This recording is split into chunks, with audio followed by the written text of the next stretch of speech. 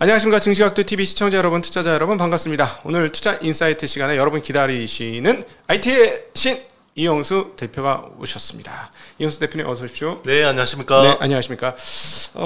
요즘에 너무 바빠요. 여기저기 막 안 나오시는 채널이 없는데 이사님 찍으면 한 번에 몰아서 나오더라고요. 아, 그렇군요. 네, 저희 채널은 조금 다르다는 네네. 거 네네. 조금 뭐 다른 분이 아니고 우리 이 대표님께서 저희 채널은 좀 다르다고 인정해 주시니까. 아, 그렇죠. 네, 다른가요? 일단 질문이 다르니까. 아, 네. 그렇습니까? 왜냐하면 사실 이렇게 보통 대답이 비슷해지는 게 질문이 비슷해서 그렇거든요. 예. 근데 뭐 질문하는 거 그거 말고요. 제가 이거 대답할게요. 이렇게 할 수는 없잖아요. 그렇죠. 근데 사실 그 증시각도기 TV는 대본도 없죠. 네. 저 처음에 제일 당황스러웠어요. 아, 네. 그럼 아니, 보통 근데, 이런 거 다시 네. 문제를 주죠. 보통 질문 그래도 한 3-4개는 주시는데 네. 그냥 와서 그냥 편하게 이야기하다 가세요 이러길래 네. 도대체 어떻게 얼마나 준비를 해야 되지? 이러면서 예. 네, 좀 네. 죄송한 부분이기도 하고. 이거 아닙니다. 네. 그러다 보니까 사실은 저 나오실 수 있는 패널이 그게 좀 뭐랄까 많이 좀 줄어드는 경향이 있습니다. 아, 그렇죠. 그러니까 자꾸 도매 방송이 되고 있어요. 그렇죠. 네, 그래서 많은 그 소매상 분들이 저희 방송을 굉장히 좋아하시죠. 아, 그렇죠. 굉장히 다른 데서 못하는 이야기 네. 하니까. 네. 네, 오늘도 그렇게 한번 진행을 해보도록 하겠습니다. 자, 제일 관심 있었던 게 화웨이의 메이트 60이 출시됐고 지금 시중에 논란이 되고 있는 건 4천만 대가 팔릴 것이다 라는 건데, 일단 첫 번째 7나노 만드는 거는 만들 수 있을 것 같은데 7나노 AP 칩을 그렇게 많이 공급이 가능할까요? 아마 쉽지 않을 거예요. 그쵸. 네네. 일단은 그 캐파 자체도 제가 알기로는 그 14나노에 쓰던 DUV를 이제 굉장히 몰아서 멀티 패터닝을 해서 생산하는 거기 때문에 일단 그 캐파 자체도 별로 없는 데다가 이걸 또 그 수율이 되게 안 나와요. 지금 이제 뭐 정확한 수율은 아무도 알 수 없지만 업계에서 나온 이야기는 15% 수율이라는 데도 있고 세상에. 네, 50% 정도 수율 된다라는 데도 있고 네, 그래서 굉장히 뭐 그 정도 가지고는 뭐 4천만 대 절대 못 만들어내거든요. 네. 혹시 뭐 그 사이에 밀수를 통해서 뭐 네덜란드 ASML의 노광 장비를 대량으로 우리 몰래 뭐 입고를 했다든지 그러면 이제 가능할 수도 있는데 그건 네. 쉽지 않았을 것 같아요. 미국이 그쪽은 굉장히 정말 열심히 봤을 거거든요. 그게 ARF 이머전이라는 장비가 필요해요. 그러니까 기존 ARF보다 좀 더 개선된 그 액침 렌즈를 쓰는 그 공정이 필요하거든요. 네. 네, 그것도 아마 미국이 굉장히 들여다보고 있을 거예요. 네. 네, 그래서 예. 쉽지 않을 겁니다. 근데 사실 기술력은 있다고 봐야 되겠죠. 왜냐하면 그 뭐 미세 공정에 뭐 최근에 가장 뛰어난 사람 중에 하나는 양망송이라고 표현하는, 발음 정확히 어떻게 되는지 모르겠습니다만 우리나라에서는 양몽숑으로 알려지신 11, 12까지는 아마 TSMC에 있으셨고 2014년부터 성균관대 교수도 하다가 삼성전자에 결국 들어오셨고, 그렇죠. 그렇죠. 그리고 14년 이후로 삼성전자의 미세공정 부하를 만들어냈던 14나노 공정 맞죠? 예, 그런 분이 SMIC로 가 있기 때문에 당연히 14나노는 된 거고, 그렇죠. 7나노까지도 만들었다는 게 작년도에 나왔던 얘기인데 이게 이제 시제품으로 나온 거니까. 맞습니다. 예, 그거는 문제가 없겠죠, 만드는 거는. 그렇죠. 핀펫의 달인이에요, 그분은. 네네. 네, 그러니까 지금 쓰는 그 트랜지스터 구조는 물고기 지느러미 모양의 핀펫이거든요. 네네. 그래서 TSMC에서도 핀펫을 세팅하고 갔고, 그리고 이제 삼성 와서 사실 14나노 핀펫 개발해서 굉장히 중요한 역할을 했었고, 네. 그때 그분 삼성에 왔을 때도 굉장히 TSMC하고 굉장히 그 문제가 많았어요. 결국 네. 대만 법원에서 패소됐죠. 그렇죠. 예. 네네. 그래서 뭐 굉장히 이슈가 많았었고, 그리고 SMIC 갈 때도 굉장히 또 말이 많았었는데, 네. 결국 이제 그분이 중요한 역할을 했다고 볼 수 있는 거고요.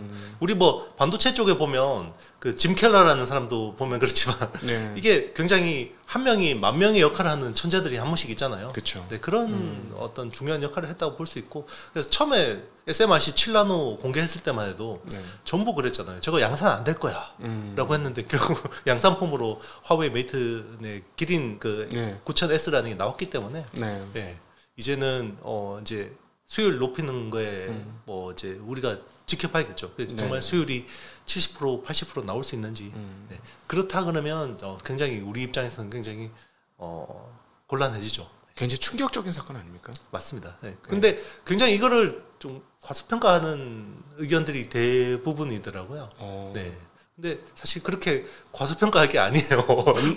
엄청난 사건이죠. 네네. 네. 그러니까 항상 이제 우리 뭐 2차 전지도 그렇고 중국 뭐 반도체도 그렇고 항상 그 기술을 굉장히 과소평가하는 측면이 있는데 그렇다고 해서 너무 과대평가해서 공포를 가질 필요도 없지만 네. 굉장히 냉정하게 객관적으로 봐야 돼요.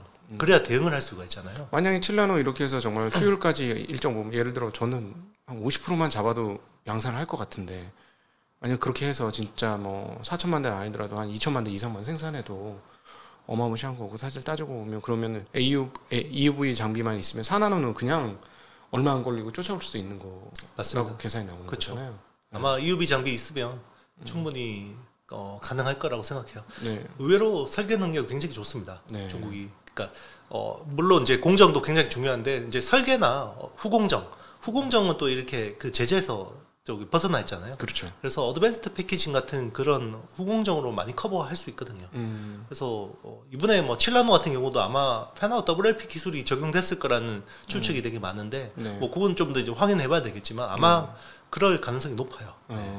사실은 이런 이야기도 있습니다. 한국의 후공정, 삼성전자 쪽에서의 후공정보다 오히려 중국의 후공정이 더 발달했다라는 소리 있던데요. 충분히 가능합니다. 왜냐하면 삼성은 어드밴스드 패키징을 제대로 해본 적이 없어요. 네. 우리 삼성이 반도체 기술이 뛰어나냐라고 물어보면 당연히 뛰어납니다. 근데 그건 사실 전공정 쪽은 굉장히 천착해 있는 거고요. 후공정, 특히나 어드밴스드 패키징 쪽은 사실 탑10 안에도 못 들어요. 글로벌 탑10 안에도 못 들고 규모도 안 되고 기술도 안 됩니다. 사실은. 솔직히 이제 업계 쪽에서 뭐 이야기를 들어보면 뭐 업계 관계자마다 의견이 좀 엇갈리긴 하지만 사실 M코보다 기술이 떨어진다고 보는 사람도 많아요. 네. 사실 HBM이 늦었던 것도 뭐 후공정을 그렇게 중요하게 생각하지 않았기 때문이다. 맞습니다. 사실 뭐 삼성에서 입사해서 엔지니어가 입사해서 뭐 온양 패배 배치를 받았다 그러면 그 사람은 아마 사표 쓸 생각을 하지 않을까요? 네, 그렇죠. 근데 뭐 이게 그만큼 신경을 안 썼다라는 거죠. 네. 회사에서 대우를 안 해주는데 누가 거기 가서 우산 인재 가서 열심히 연구 개발을 하고 뭐 그렇게 했겠어요. 네. 물론 지금은 다르겠지만. 네. 이 부분 조금 이따 다시 한번 더 얘기를 하도록 하고요. 그럼 다시 계속해서 이제 조금 물고 늘어져야 될 것 같은데 어떻게 보십니까? 이 대표님 그냥 개인적인 의견 말씀해 주시면 되는데 메이트 60에서의 그 AP 칩이 성공을 도대체 몇 대 정도 양산하면 야, 이 정도면 대단한 거다라고 봐줘야 될까요? 저는 한 500만 대만 생산해도 굉장한 거라고 봅니다. 아, 그러면 아예 못 만들 거라고 보시는 거예요? 거의 수율이 지금 뭐 15% 뭐 50% 이야기를 하니까 저게 공급이 제대로 될까라는 의문이 있는 거고요. 네. 아니, 이 질문을 왜 드리냐면 지금 분위기가 애국주의가 지금 중국에서 굉장히 강화됐고 80년대 중반 이후에 애국주의는 뭐 한국의 옛날 분들 애국주의하고 비슷하다고 할 정도로 애국주의가 굉장히 강한데 이게 공급이 되는 순간 어디 시장을 잠식할까라고 계산을 해보니까 애플 시장을 잠식할 가능성이 있어 보인다. 왜냐하면 애플이 하웨이 하이엔드를 뺏어갔으니까. 그렇죠. 그 세그먼트를 싹 뺏어가 삼성 하나도 못 뺏어오고. 맞습니다. 사실은 우리가 하웨이가 저렇게 됐을 때 아싸, 야 삼성전자 휴대폰 사업부 완전 뭐 논 안 내 이랬는데. 그렇죠. 뚜껑 열고 보니까 거의 하나도 못 먹었고, 그죠? 거의 하나도 못 먹고 싸그리 먹은 게 애플이었기 때문에 그 시장을. 만약 하웨이가 재진출하면 그걸 애플 시장을 잠식할 것으로 봐서 굉장히 이게 큰 일이 될 텐데 지금 말씀하신 대로 만약에 진짜 500만 대 아니고 뭐 200~300만 대 공급화가 끝난다면 이건 게임 끝난 거고 애플이 이번 15에서도 뭐 압도적인 품질력으로 이길 수 있다라고 볼 수 있는데 그래서 그게 그래서 되게 중요해 보이거든요. 그렇죠. 뭐 사실 연간 뭐 어떤 중국 스마트폰 신규 수요가 한 2억 5천만 대 정도 보거든요. 2억 5천만 대 중에 가격 생각 안 하고 사는 사람의 세그먼트가 한 20% 정도 파요.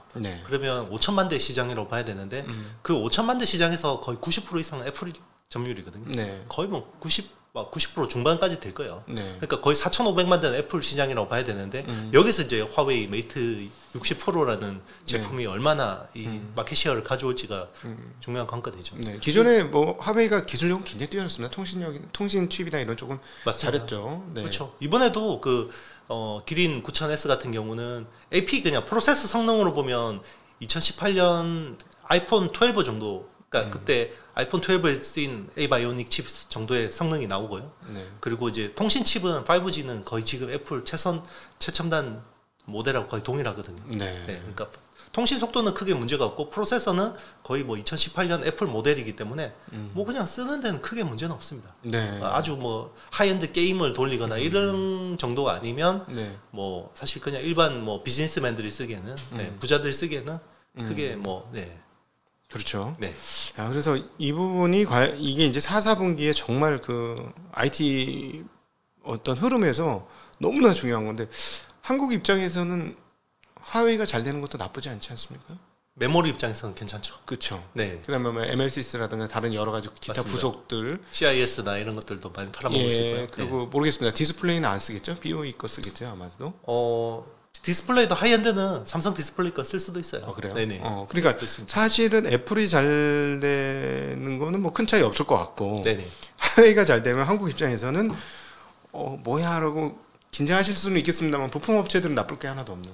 그렇죠. 특히나 이제 모바일 디램 같은 경우는 애플은 최적화가 워낙 잘 돼 있어서 모바일 디램 짠돌이잖아요. 그렇죠. 많이 안 쓰죠. 정말 안 쓰거든요. 진짜 안 쓰죠. 무슨 4GB, 6GB 이렇게 쓰는데 화웨이 같은 안드로이드 쪽은 아무래도 최적화가 좀 잘 안 돼 있기 때문에 AP 성능 떨어지는 걸 아마 메모리로 많이 커버하려고 할 것 같아요. 그래서 많이 씁니다. 12기가, 그렇죠. 16기가 뭐 이렇게 쓰거든요. 네네 그렇게 될 것 같습니다. 그래서 화웨이가 과연 어떻게 될지 여러분 보면 우리 이용수 대표님께서 500만 대 이야기하셨습니다. 뭐 개인적인 의견이긴 합니다만 만약에 500만 대 넘어가면 이거 심각한 변화다 이렇게 보셔도 될 것 같으네요. 네. 그렇죠.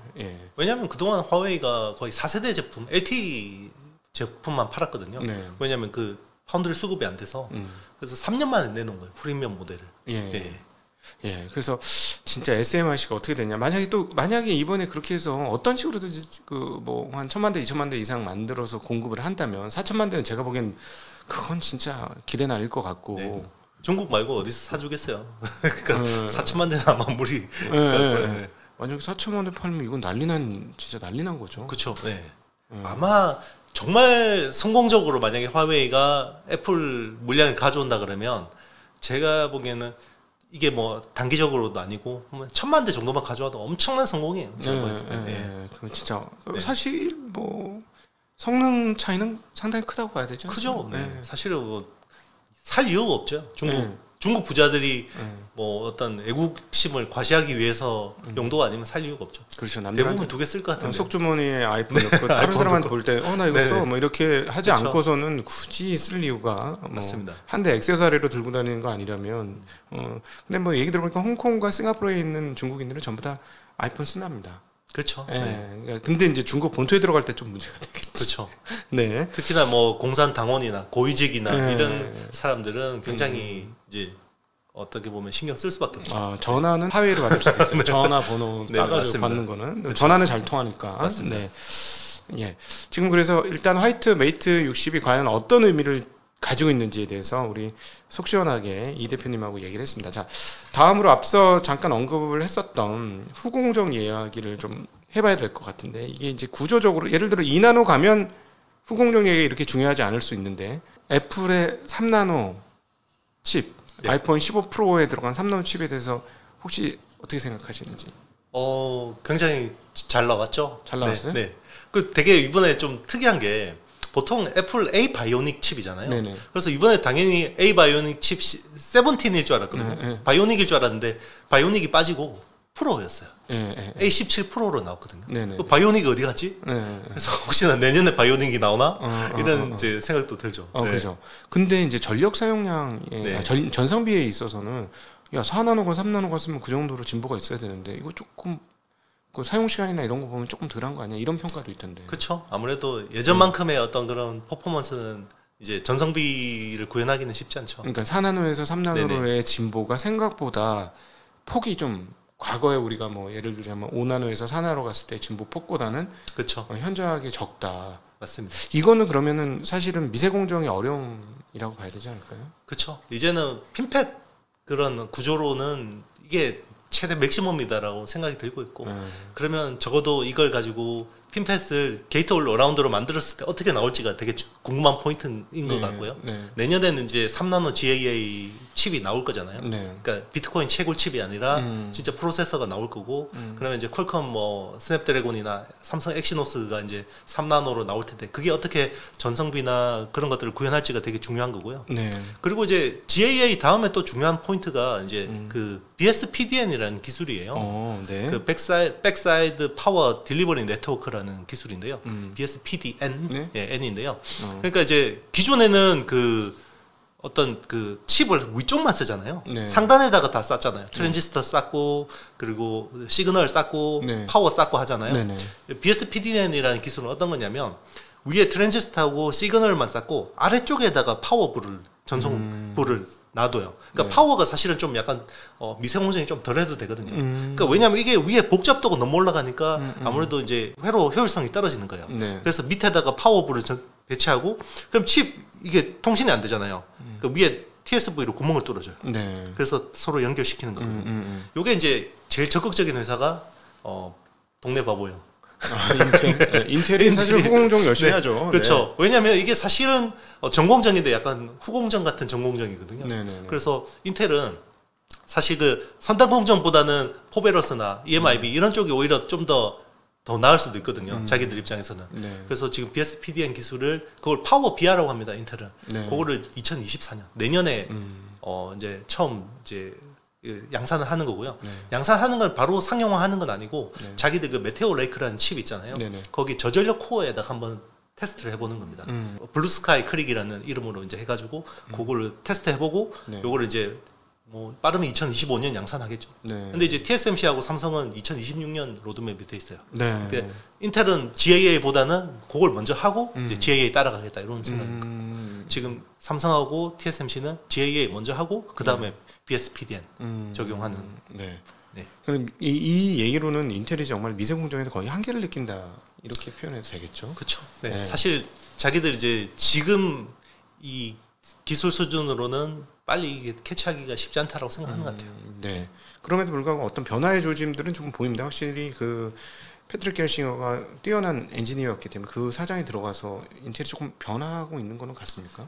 맞습니다. 그러니까 아무래도 뭐 엔지니어 중심으로 다시 조직을 리빌딩하고 있는데, 근데 그전 한 두세 세대의 CEO들이 대부분 재무통이었잖아요. 그래서 비용 줄이는 것만 거의 신경 쓰다 보니까 엔지니어 쪽 그 어떤 조직들이 너무 망가졌어요.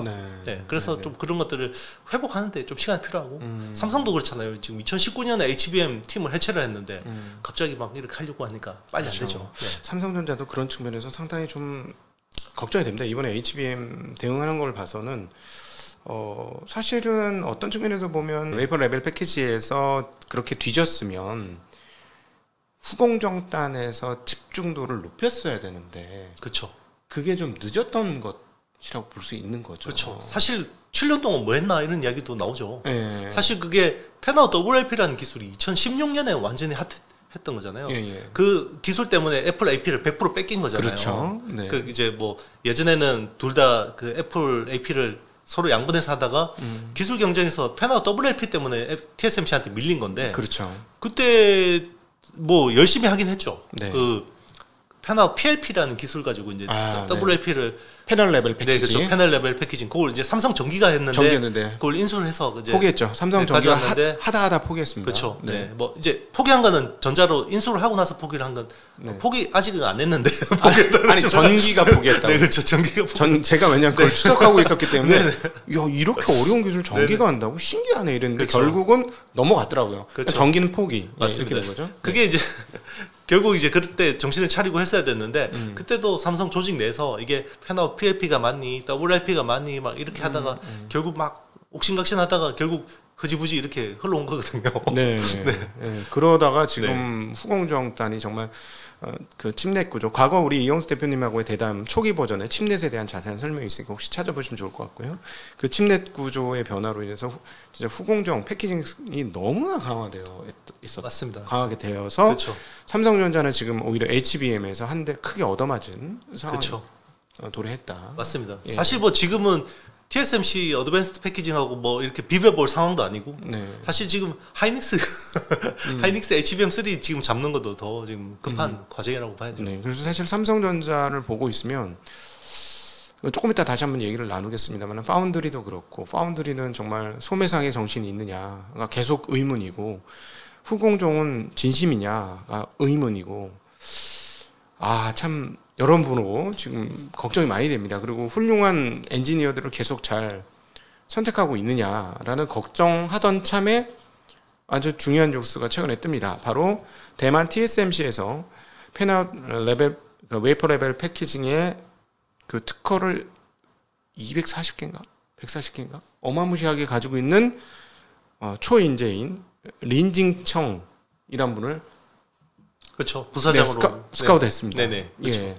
그래서 잘한 것 같아요. 좀 빨리 했으면 좀 더 좋았겠다라는 생각도 들지만 그래도 지금이라도 이제 저런 핵심 인력들 데려와서 빨리 그러니까 자체 기술로 안 되면 외부에서 가져올 생각을 해야죠. 근데 삼성전자가 그동안에 잘했던 게 그거잖아요. 훌륭한 인재 뽑아가지고 거기 갖다 확 수십억씩 그 옛날부터 수십억씩 연봉을 주면서 우리 옛날 진대재 장관이라든가 맞습니다. 다 IBM 출신들이잖아요. 진대재 사장이나 뭐 그리고 옛날 박종호 사장이나 이런 사람들 다 IBM에서 잘 이렇게 핵심 키맨들 다 데려와서 한 건데 이제 그런 것들이 그동안은 좀 약간 소홀했죠. 그게 사실은 이건희 회장이 가장 잘한 경영 같아요. 제가 아직 잘 모르지만 얼핏 공부를 살짝 해봤는데 이거구나. 그 삼성전자의 삼성그룹의 핵심은 최고 인재를 최고의 가격으로 모셔오는 거.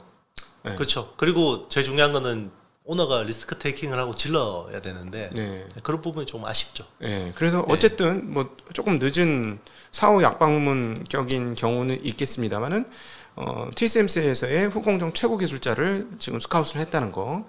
그럼 앞으로 이제 좀 여기에 역점을 두겠다는 얘기로 봐야 되겠죠. 그렇죠. 지금은 빨리 팬아웃 WLP도 빨리 잡아야 되고요. 이제 아마 모바일 쪽 그 어떤 칩셋 그 패키징 기술에서는 팬아웃 WLP를 가지고 가지 않으면 안 될 거예요. 이번에 아마 이번에 그 애플 비전 프로에 들어간 모바일 디램 있잖아요. 그게 애플이 주문한 거거든요. SK 하이닉스에. 그게 그 기존의 LPDDR5X 대비해서 그 인풋 아웃풋 수가 8배가 많고요. 그리고 밴드위스가 2배가 그래야 커요. 되겠네. 그 하이닉스 거예요? 네, 하이닉스 거예요. 근데 그게 아마 패키징을 팬아웃 WLP로 했다라는 이야기가 있어요. 아마 그럴 겁니다. 오히려 하이닉스와 삼성전자의 차이를 우리가 이제 현장에서 이렇게 계속 보면서 느끼는 건 하이닉스는 전공정에서 굉장히 어려움을 겪었고 진보하는 데 있어서 노력은 했지만 진보가 빠르지 않았기 때문에 오히려 후공정에서 정말 많은 무게와 힘을 주고 해왔던 몇 년이었다. 근데 그게 지금 빛을 보고 있다. 이런 것들이 많이 느껴집니다. 맞습니다. 뭐 물론 이제 삼성도 팬아웃 WLP라는 기술에 대해서 연구 개발을 안 한 건 아니에요. 근데 이제 사실은 우리가 팬아웃 WLP라고 해서 퉁쳐서 이야기하지만 그 TSMC가 하는 팬아웃 WLP는 기술 레벨이 달라요. 그러니까 기존의 팬아웃 WLP라는 건 PMIC 같은 이런 전력 반도체에 쓰던 기술이거든요. 여기서 핵심은 인풋 아웃풋 수예요. 그러니까 인풋 아웃풋 수가 기존에는 600개 이상의 인풋 아웃풋 수를 넘기가 힘들었던 거죠. 그런데 이거를 1000개 이상으로 구현한 거는 TSMC가 거의 그때 당시로는 유일했었던 거고 지금은 그 고성능 AP 같은 경우는 인풋 아웃풋 수가 1300개가 넘어요. 애플 같은 경우는 거의 아마 1400개에 육박하거든요. 근데 1000개를 넘기가 되게 힘들고 삼성의 팬아웃 PLP 같은 경우는 거의 500개, 600개 넘기도 되게 힘들었거든요. 그래서 AP에 적용하기에는 한계가 있었던 거죠. 인아웃이라고 하는 건 신호를 주고받는 거니까 쉽게 얘기하면 연산 속도하고 직결된다고 보면 되겠죠. 그렇죠. 여기 이제 단자죠. 이렇게 범퍼 붙이는 단자인데 그러니까 뭐 밀도가 높아야 되는. 쉽게 얘기하면 길이 많다는 얘기입니다. 맞습니다. 길이 많기 때문에 신호를 주고받는 게 빨라지니까 당연히 속도가 빨라질 수밖에 없다는 것인데 이런 얘기를 하는 사람도 있어요. 후공정 그거 쉬워. 그거 왜 삼성전자 왜 못 따라가? 그거 바로 할 수 있어. 이런 이야기를 반도체를 공부하던 사람들은 이런 얘기를 하고 바로 이런 그런 어떤 토양 때문에 삼성전자가 후공정 그거 언제든지 할 수 있지 전공정이 중요한 건데 후공정이 중요한 거 아니야라는 어떤 사내 어떤 문화가 형성된 것도 언제든지 마음만 먹으면 따라잡을 수 있다. 이 생각 때문에 그런 게 아닌가 싶은데요. 그게 이제 메모리만 해본 사람이 너무 많은 거죠, 조직에. 그러니까 이제 만약에 시스템 반도체 쪽에 뭔가 목소리가 크고 그런 사람들이 많았다 그러면 아니야 지금 어드밴스드 패키징이라는 기술 이거 우리가 기존에 보던 패키징하고 달라라고 이제 이야기를 했을 텐데 분명히 그런 분 계셨을 거예요. 근데 그런 분의 목소리가 안 통하는 거죠. 네. 그 조직에서. 우리 그때 뭐 그러면 1등 DNA 씹는다고 해서 메모리에서 이런 임원들 좀 시스템 반도체 쪽으로 보내가지고 하면 뭐라 그러겠어요. 그 사람 평생 메모리 한 사람이니까. 그렇지. 네, 쓸데없는 소리 하지 말고 내가 시킨 대로 해라고 했을 거예요 아마. 네. 그러니까 아마 그런 현장의 목소리들이 어떤 경영진에게 좀 전달되는데 한계가 있었을 거라고 생각합니다. 이 대표님 말씀을 듣다 보니까 네. 이런 그 유추가 가능할 것 같아요. 린징청이라는 인재를 이번에 데리고 온 이유는 결국은 엑시노스의 후공정을 조금 강화해서 엑시노스를 제대로 된 상품으로 만들고 싶은 의도가 상당 부분 있지 않을까 하는 그런 생각이 드는데 많은 삼성전자 그 휴대폰 사이드의 투자자들이 두려워하고 있는 뉴스입니다. 엑시노스를 재사용한다는. 그렇죠. 아마 무선 사업부에서 되게 싫을 것 같아요. 네. 지금 막 덜덜 떨고 있어. 망했네. 네. 이제 끝났네. 뭐 이런 분위기가 있어요. 투자하는 그렇죠. 사람들 중에 뭐라고? 엑시노스 또 쓴다고? 그러면서 우리끼리 하는 얘기야. 이제 삼성은 갤럭시 23으로 끝나서 빨리 23 사. 이제 24부터 기대할 게 없어. 이건 그냥 우리들끼리 하는 그냥 우습게 얘기입니다. 네네. 이런 분위기조차 있어요. 그렇죠. 절대 이제 그분들 비하하려는 게 아니라 실제로 고객 입장에서는 그렇죠. 사실은 저도 만약에 삼성 제품을 사면 퀄컴 칩셋 있는 게 좋거든요. 네. 그렇잖아요. 그동안에 어떤 레퍼런스가 있으니까. 그렇죠. 네, 그럼에도 불구하고 엑시노스를 성공시키지 못하면 삼성이 향후 어떤 차세대 기술 로드맵에 굉장히 문제가 생겨요. 네. 이게 AP라는 게 로우 파워 계열이잖아요. 그렇죠. 로우 파워 쪽이 지금은 모바일 AP 쪽만 보고 있는데 이게 결국 자율주행차 쪽이 기술로 연결되는 거고 나중에 로봇 쪽으로도 연결되고 왜냐면 저전력은 다 배터리 쓰는데 다 저전력 그렇죠. 기반으로 설계해야 되기 때문에 팬아웃 WLP를 하지 않으면 안 돼요. 네.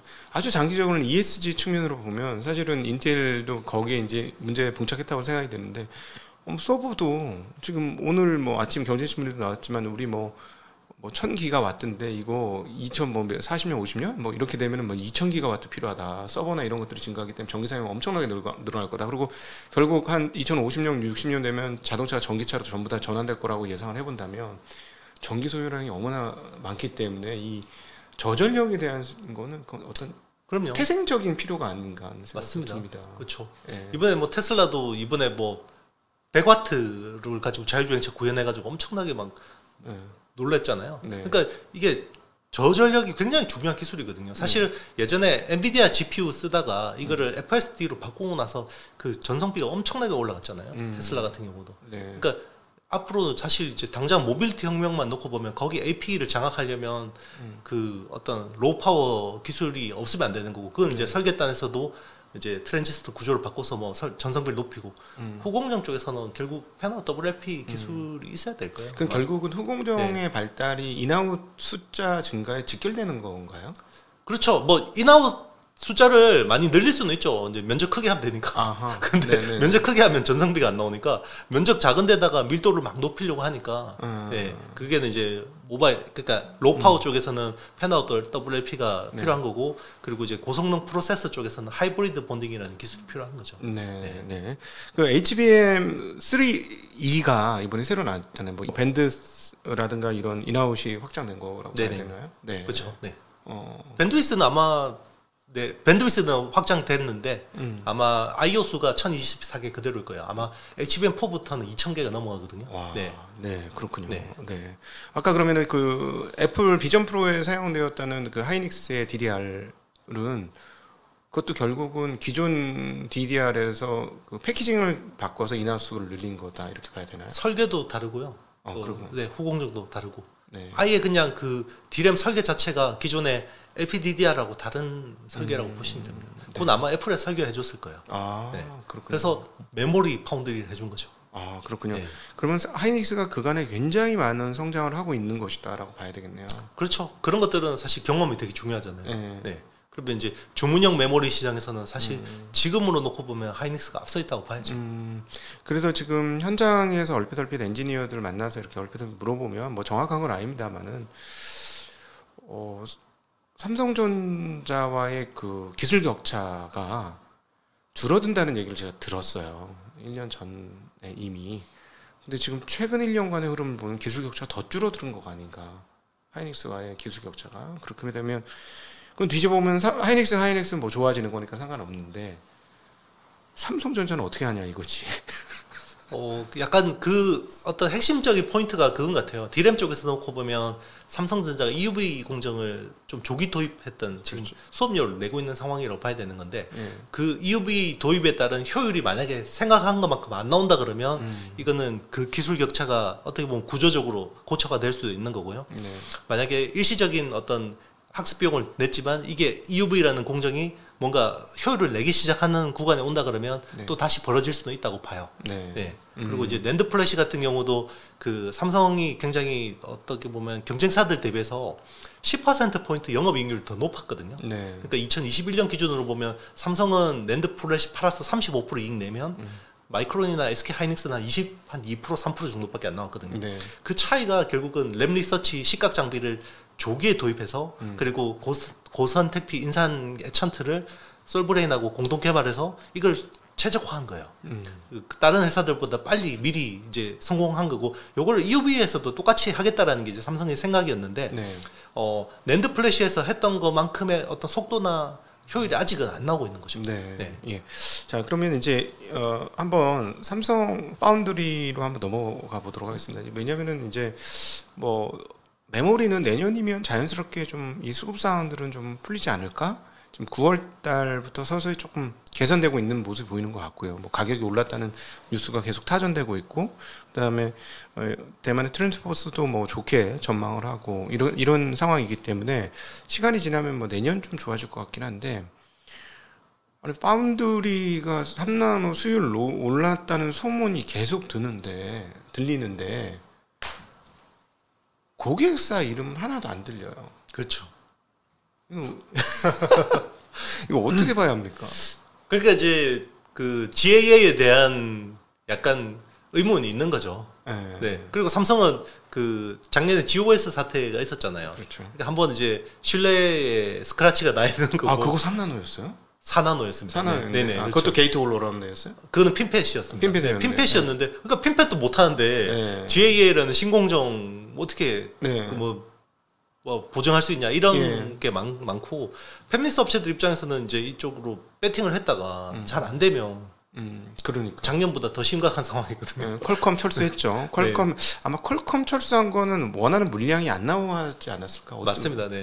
수율이 그때 뭐 30% 수준밖에 안 나왔으니까. 그 설명을 좀 해주셨으면 좋을 것 같아요. 왜 수율이 안 나오면 철수를 하느냐? 예를 들자면 그렇다고 삼성전자 비싸게 받을 수는 없을 텐데, 개당 뭐 가격이나 이런 것들을. 그렇죠.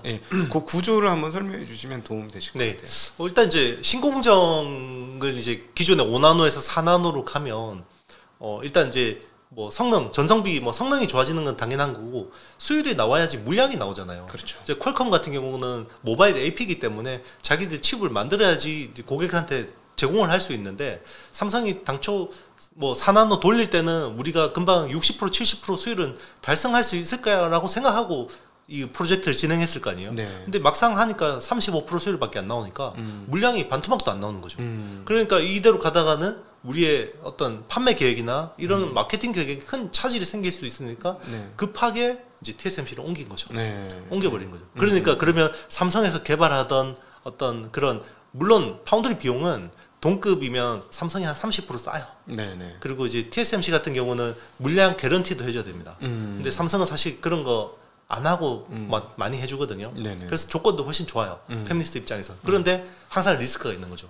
만약에 이게 삼성에서 제대로 생산이 안 되면 내가 그동안 투입했던 개발비도 없어지는 거고, 뭐 매몰 비용으로 되는 거고, 그리고 자칫하다가는 내가 칩 생산에도 문제가 생기는 거죠. 그렇죠. 아니 물건이 없어서 못 파는 상황이 오는 맞습니다. 거죠. 그거에 대한 걱정이 있는 거예요. 그러니까 3나노 이제 GAA에 대해서, 왜냐면 누군가가 먼저 총대 메고 한번 양산해 보면 대충 각이 나오니까 그 다음에 이제 따라가기 쉬운데, 아무도 제일 첫 번째 고객은 하기 싫은 거죠. 그게 엑시노스인 것 같으네. 그렇죠.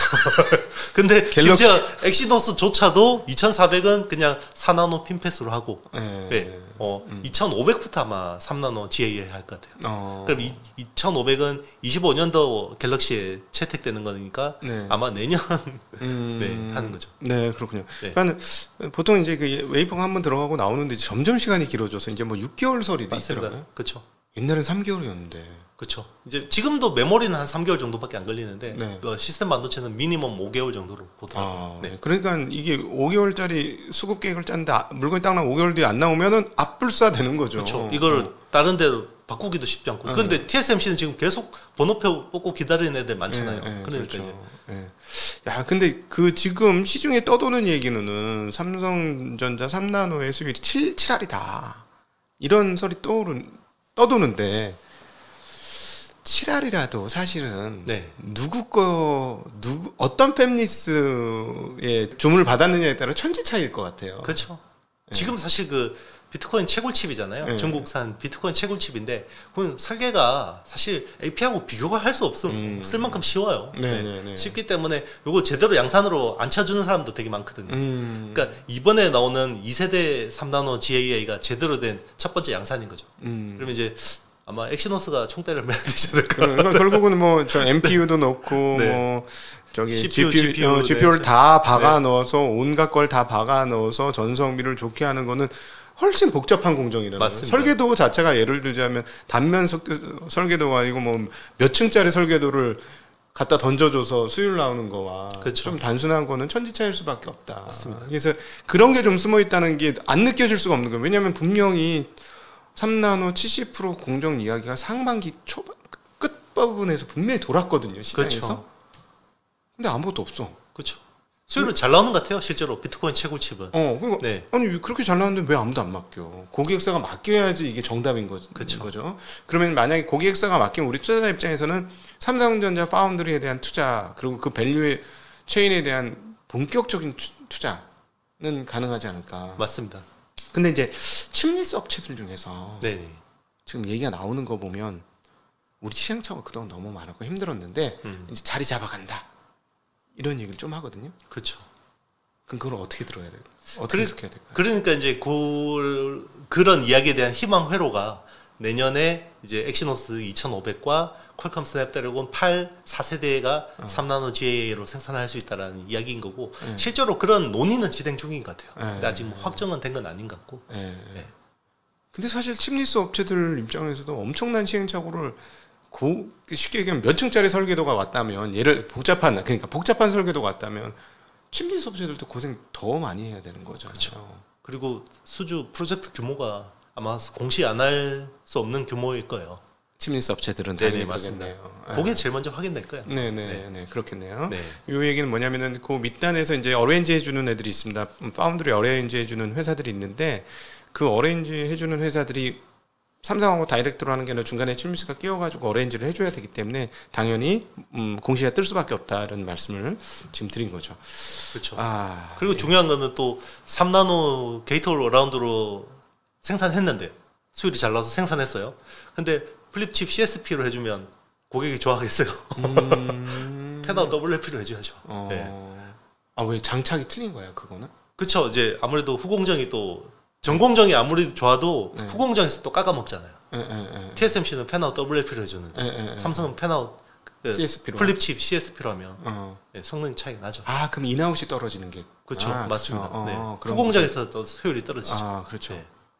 그래서 린징청이 들어간 거 아닌가 맞습니다. 라는 추측을 할 수밖에 없는 그렇죠. 입장인 거죠. 그러니까 팹리스 업체들 입장에서는 이제 선단 공정에 대한 걱정도 있을 텐데 후공정에 대한 니즈도 있는 거죠. TSMC에서 하면 이제 펜아웃 WFP로 해주니까 이거 더 좋은데. 그래서 뭐 상반기에 이런 얘기 있었지 않습니까? 네. 결국은 뭐 저기 삼성전자하고 엠코하고 엄청나게 이제 협업을 해서 제품 나올 거다 뭐 이런 설도 있고 막 설 참 많았는데 설만 있어요. 진짜 뭐 펜아웃 WLP를 M코가 더 잘할 수도 있겠죠. 아무래도 많이 해봤으니까. 네, 그렇죠. 물론 이제 뭐 인풋 아웃풋을 이제 1000개 이상으로 구현하는 거는 또 다른 이야기겠지만 기존에 잘하던 애가 600개, 700개짜리 열심히 해본 애가 1000개로 넘어가는-거나 그게 낫지. 아예 안 해본 애가 이걸 갑자기 난이도 높은 거를 바로 한다는 것보다는 또 낫지 않을까 싶어요. 그러면 린진청이 와가지고 그 M코하고의 어떤 브릿지도 해줄 거고. 그렇죠. 그걸 다 하겠네. 그리고 이제 TSMC 특허를 또 회피해야 되기 때문에. 거기 또 굉장히 기술적인 부분이 필요하죠. 그렇군요. 그렇죠. 이 사람이 뭐 오늘 깜짝 놀라서 특허가 엄청나게 많다고. 그렇죠. 그리고 사실 이제 그 만약에 3나노를 한다 그래도 그 TSMC가 핵심 특허를 지고 있는 것들이 많잖아요. 공정 특허. 네. 또 그 PS도 해야 되니까 네. 설계하기도. IT의 시인 이영수 대표와 함께하는 투자 인사이트 시간 함께하고 있습니다.